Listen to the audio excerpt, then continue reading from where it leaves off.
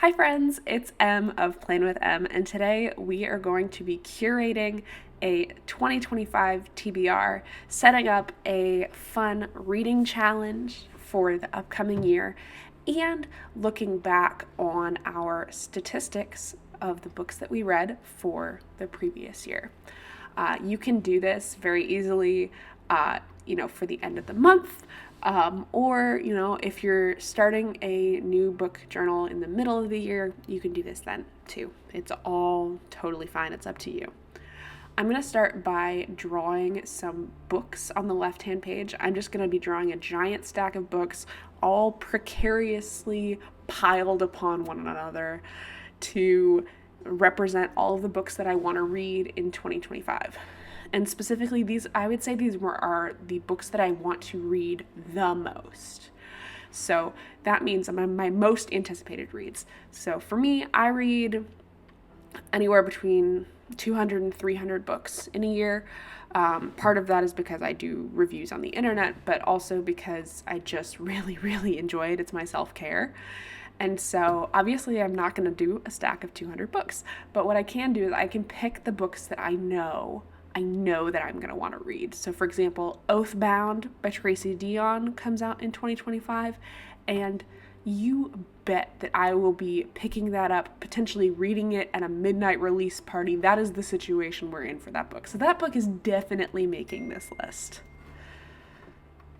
So you can go on Goodreads and look at books coming out in 2025. You can also go to your local bookstore and just see what looks good. These can be books from the past, from this current year, or the next year. All that matters is that these are books that you want to read, not that you think that you want to read, that you really want to read.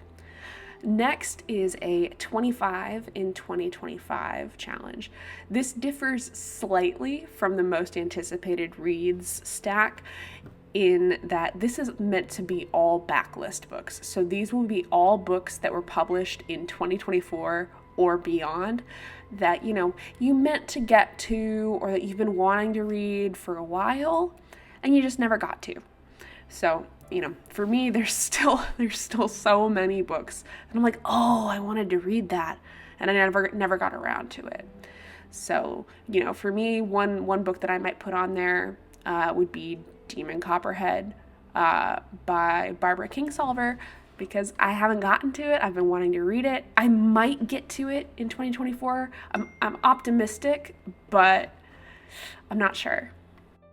One thing that I did with this challenge last year, or I guess technically this year because it's 2024 still when I'm recording this, is that I made sure that all 24 books were written by BIPOC authors, because I wanted to make sure that at bare minimum I read 24 books by BIPOC authors.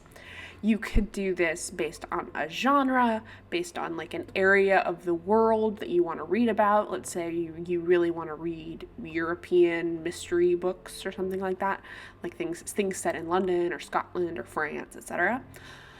And you just make it your own. Here I put just sort of colorful boxes. You could fill these in with the titles. I plan, when I've actually sort of formally set my 25 and 25 TBR, to print out the covers and potentially, write in the title, and then when I've read that book, like tape the cover onto it. You could also put little check boxes or do something else entirely that I haven't even thought of. It's really whatever you want to make of it.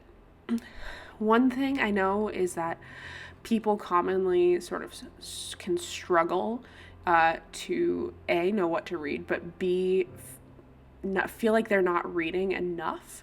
One way to sort of get around that is to listen to audiobooks. So when you're cooking, when you're cleaning, all of those things where your mind isn't very focused, right? You're not focusing on the exact numbers, sort of. So I don't do audiobooks while baking, but that's a great way to get in some extra reads with some of that time.